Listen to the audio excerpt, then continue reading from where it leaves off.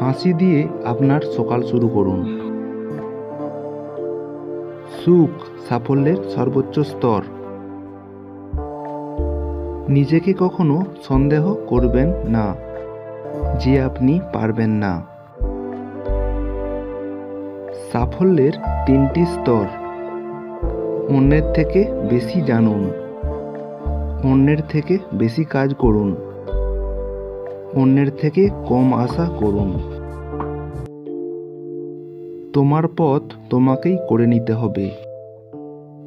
সব পথ সবার জন্য না, তাই কারো অপেক্ষায় থেকো না।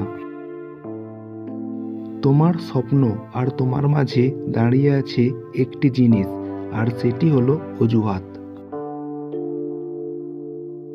কঠিন রাস্তা সবসময় সুন্দর গন্তব্যের দিকে নিয়ে যায়। আপনার প্রকৃত বন্ধু আপনার জীবনের আশীর্বাদ।